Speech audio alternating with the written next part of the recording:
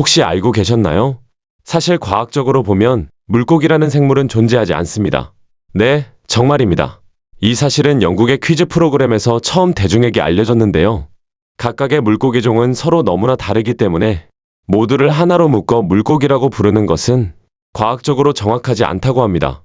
예를 들어 불가사리는 우리가 흔히 생각하는 물고기들보다 오히려 기린과 더 많은 유전자를 공유하고 있습니다. 이처럼 생물학적으로 너무 큰 차이가 있기 때문에 물고기라는 단어 하나로 설명하기에는 무리가 있는 거죠. 그래서 세상에는 믿기 힘들 만큼 특이한 물고기들이 존재합니다. 혹시 이 영상을 처음 보시는 분 계신가요? 그렇다면 구독과 좋아요, 알림 설정 부탁드려요. 지금부터 정말 존재한다고는 믿기 어려운 물고기들을 소개해드리겠습니다. 15위, 코이피쉬. 코이피쉬는 전 세계 곳곳의 연못과 정원에서 흔히 볼 수 있는 관상용 물고기입니다. 화려한 색깔과 독특한 무늬로 잘 알려져 있죠. 하지만 이 물고기를 단순히 예쁜 관상어라고만 생각하면 큰 오산입니다. 충분한 공간과 좋은 먹이 환경만 갖춰진다면 코이피쉬는 길이가 약 90cm까지 자랄 수 있습니다. 그렇다면 이렇게 커다란 코이피쉬는 무엇을 먹고 살까요? 실제로 거대한 코이가 장어를 통째로 삼키는 영상도 포착된 적이 있습니다. 마치 팝콘을 먹듯이 말이죠. 보통 코이피쉬는 연못이나 호수의 바닥에서 먹이를 찾습니다. 다른 물고기, 물고기 알, 곤충, 해조류까지 가리지 않고 먹는 잡식성입니다. 먹이를 찾을 때는 입 주변에 달린 두 개의 수염 같은 기관을 사용합니다. 이것은 콧수염처럼 보이는데 탁한 물속에서도 먹이를 감지할 수 있도록 돕는 감각기관입니다. 고양이의 수염과 비슷하지만 미각 기능까지 함께 가지고 있습니다. 코이피쉬는 기원 후 4세기 무렵 중국에서 처음으로 사육되기 시작했습니다. 그리고 놀랍게도 환경이 잘 유지될 경우 50년 이상 사는 경우도 흔합니다. 실제로 코이가 주인보다 오래 사는 일도 종종 있었고 기록상 가장 오래 산 코이는 무려 226년을 살았다고 전해집니다. 물론 그 긴 세월을 정확히 어떻게 기록했는지는 다소 의문이 남지만 그만큼 수명이 매우 긴 물고기라는 점은 분명합니다. 14위, 헤어리 프로그피쉬. 털이 난 물고기라니 정말 이상하죠. 이 털북숭이처럼 보이는 생물은 실제로는 털이 난 게 아닙니다. 겉으로 보이는 이 털 같은 것들은 사실 부속기관이나 가시에 가깝고 해초나 산호 사이에 섞여 보이기 위한 위장용 구조물입니다. 헤어리 프로그피쉬는 따뜻한 바다에 서식하며 대부분의 시간을 눈에 띄지 않게 숨어 지냅니다. 말 그대로 바닷속에서 위장의 달인이라고 할 수 있습니다. 이 물고기는 자신을 무해한 해초 조각처럼 보이게 만들기도 하고 주변 환경에 맞춰 몸 색깔까지 바꾸며 배경과 완전히 섞입니다. 아주 특이한 점은 이 물고기들은 거의 헤엄을 치지 않는다는 것입니다. 대신 바다바닥을 걷듯이 이동합니다. 지느러미를 이용해 바닥을 짚으며 천천히 돌아다니는 방식입니다. 먹이를 발견하면 방법은 단순합니다.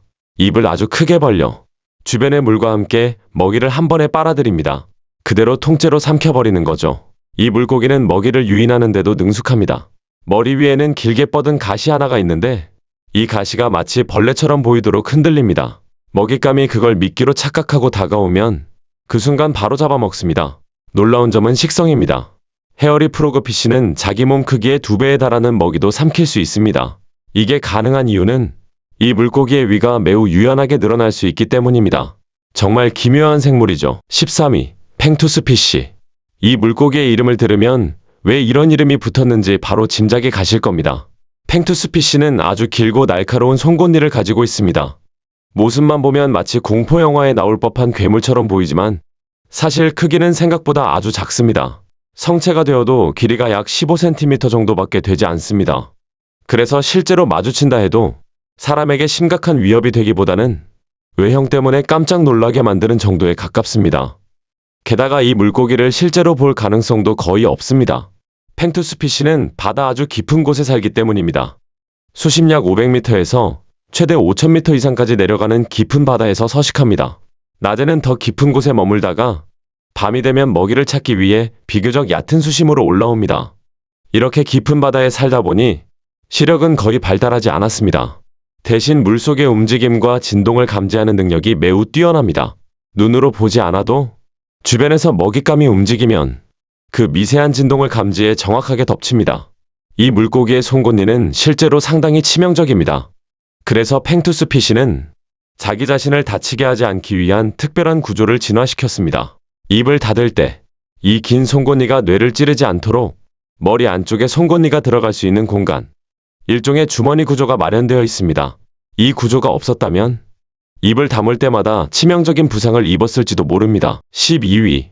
화이트 마진 스타게이저. 이 물고기는 겉보기보다 훨씬 더 위험한 녀석입니다. 화이트 마진 스타게이저라는 이름만 들으면 하늘을 바라보며 낭만에 잠긴 물고기처럼 느껴질 수도 있지만 절대 그렇게 생각하시면 안 됩니다. 이 물고기의 이름은 눈의 위치 때문에 붙었습니다. 눈이 위쪽을 향해 달려 있어서 마치 별을 바라보는 것처럼 보이기 때문입니다. 하지만 이 독특한 눈 위치는 낭만 때문이 아니라 사냥을 위한 완벽한 매복 자세입니다. 화이트 마진 스타게이저는 바닷속 모래나 진흙 속에 몸을 파묻고 숨어 있다가 눈만 살짝 내려온 채 먹잇감을 기다립니다. 눈에 거의 띄지 않게 완벽하게 위장한 상태로 말이죠. 이 물고기는 주로 인도태평양 해역에 서식하며 문어, 오징어 그리고 다른 물고기들을 사냥해 먹습니다. 위장 능력만으로도 충분히 위협적인데 이 물고기는 여기서 끝이 아닙니다. 화이트 마진 스타게이저는 독을 가지고 있고 심지어 전기 충격까지 가할 수 있는 물고기입니다. 몸에는 독이 있는 가시 2개가 달려 있어서 이를 이용해 먹잇감을 공격합니다. 뿐만 아니라 이 물고기는 스스로 전기를 만들어낼 수 있습니다. 최대 약 50볼트에 달하는 전류를 방출할 수 있는데 물속에서 맞게 되면 상당히 강한 충격을 느끼게 됩니다. 모래 속에 숨어 있다가 독과 전기를 동시에 사용하는 바닷속에서 만나면 절대 반갑지 않은 존재입니다. 11위. 옐로 헤디드 조피시.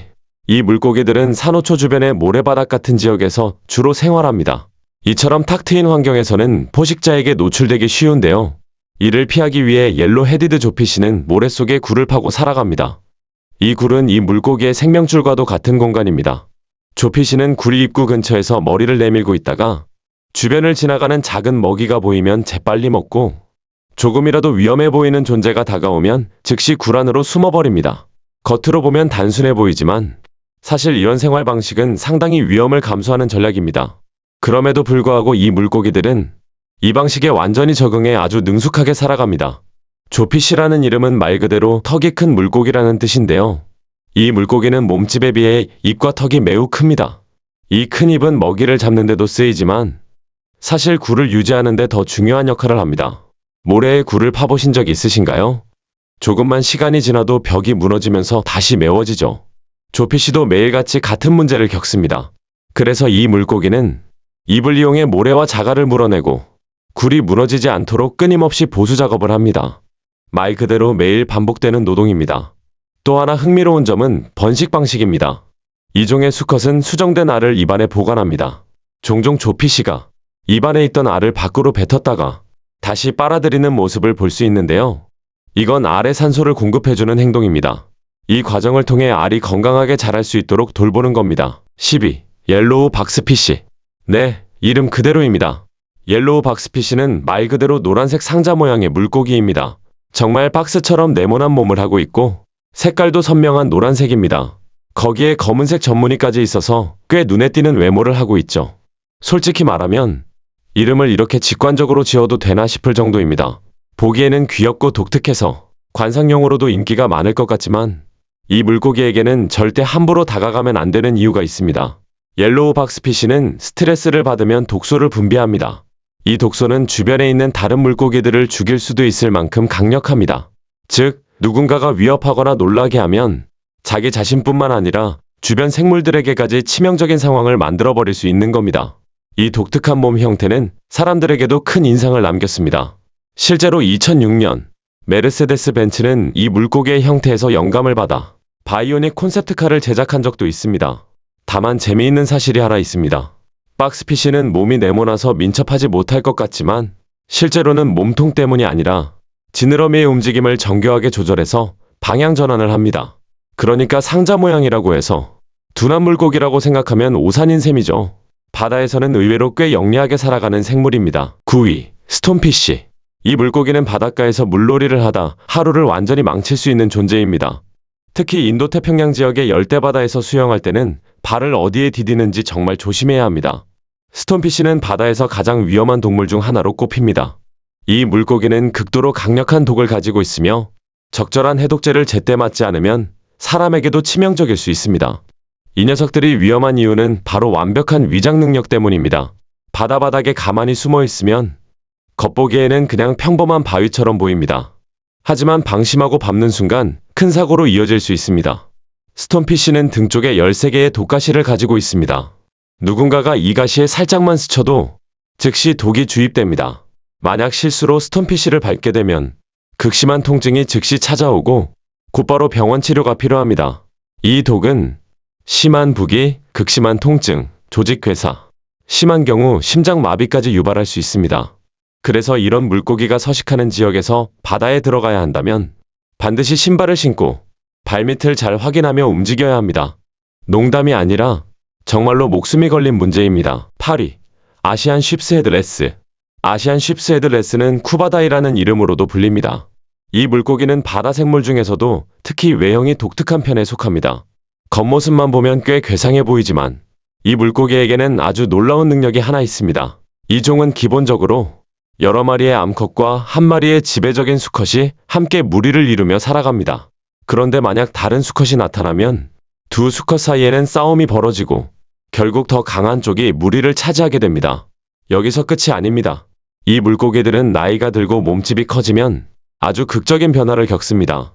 바로 성별을 바꾸는 능력입니다. 암컷으로 태어난 개체가 어느 정도 성장하면 몇 달 동안 은신처에 숨어 지내며 몸 안의 구조를 완전히 바꿉니다. 작고 알을 가진 암컷에서 커다란 몸집의 수컷으로 변신하는 것입니다.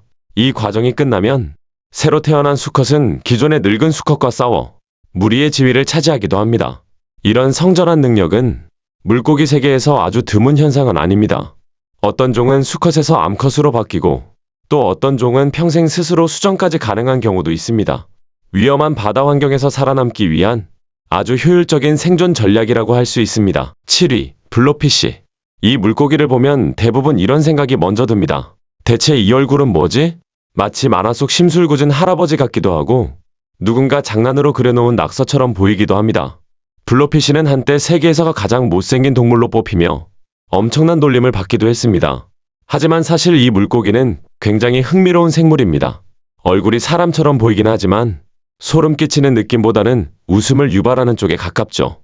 블로피쉬는 크고 흐물흐물한 머리, 두툼한 입술, 작은 눈을 가지고 있고 대체로 항상 불만 가득한 표정을 짓고 있는 것처럼 보입니다. 계속 외모로 놀림을 받는다면 누구라도 저런 표정을 짓게 되지 않을까요? 이 물고기는 보통 패테드 스컬핀이라고 불리는 생물군에 속합니다. 정말 운이 없는 외모를 타고났다고 할 수 있죠. 하지만 중요한 건 이 모습이 결코 실패작이 아니라는 점입니다. 블로피쉬는 수심약 600m 이상의 아주 깊은 바다에서 살아갑니다. 그 깊이의 수압은 일반적인 물고기라면 몸이 그대로 찌그러질 정도로 강합니다. 블로피쉬의 몸은 뼈가 거의 없고 젤리처럼 말랑말랑한 구조인데 이 덕분에 엄청난 수압에도 형태를 유지할 수 있습니다. 우리가 육지에서 보며 이상하다고 느끼는 그 모습은 사실 깊은 바다 환경에 완벽하게 적응한 결과인 겁니다. 환경에 맞춰 진화한 아주 효율적인 몸인 셈이죠. 6위. 사이키델릭 프로그피쉬. 이 독특한 물고기는 인도네시아 인근의 산호초 해역에서 서식합니다. 다른 프로그피쉬들과 마찬가지로 이 물고기 역시 일반적인 방식으로 헤엄치지 않습니다. 대신 바다 바닥에 붙어 지내며 지느러미를 이용해 걸어다니듯 이동하거나 몸을 살짝 들어 올려 깡충깡충 뛰듯이 움직이기도 합니다. 사이키델릭이라는 이름이 붙은 이유는 바로 피부 무늬 때문입니다. 몸 전체에 퍼져 있는 주황색과 흰색의 소용돌이 무늬가 마치 환각을 연상시키는 패턴처럼 보이기 때문입니다. 이 무늬는 단순히 예쁜 장식이 아닙니다. 사이키델릭 프로그피쉬의 무늬는 지문처럼 개체마다 모두 다르며 주변 산호와 섞여 보이도록 돕는 완벽한 위장 수단입니다. 이 위장은 포식자를 피하는 데도 도움이 되지만 먹잇감을 기습하는 데에도 아주 효과적입니다. 가만히 숨어 있다가 가까이 지나가는 먹잇감을 순식간에 낚아채는 방식이죠. 하지만 이 신비로운 물고기의 미래는 밝지 않습니다. 기후변화와 산호초 파괴로 인해 서식지가 빠르게 줄어들면서 이 종은 현재 세계에서 가장 희귀한 물고기 중 하나가 되었습니다. 환경이 더 악화된다면 이 놀라운 생물은 머지않아 바다에서 완전히 사라질 수도 있습니다. 5위. 오파. 오파는 문피쉬라고도 불리는 물고기로 아주 독특한 능력을 가지고 있습니다.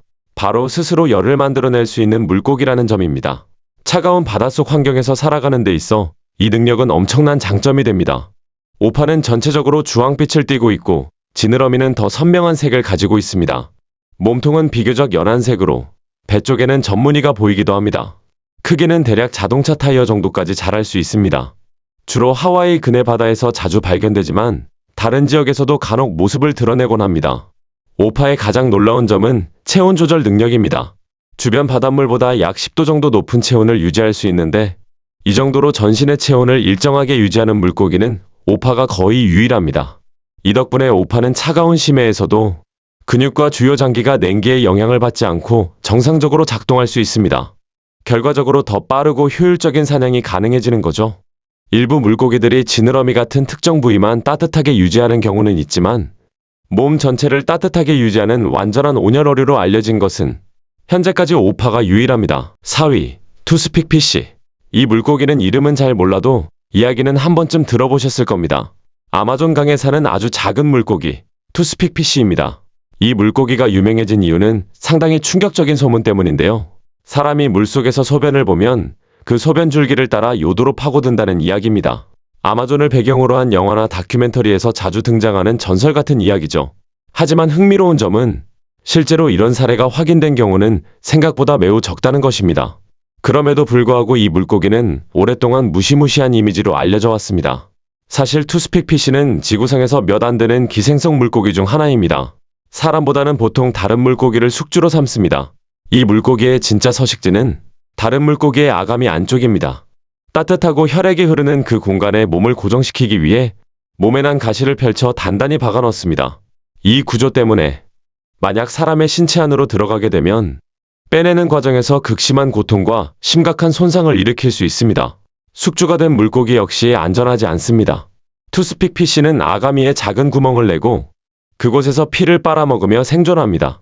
투스픽이라는 이름은 이 물고기가 가늘어서 붙은 이름 같지만 실제로는 매우 날카롭고 뾰족하다는 의미도 담고 있습니다.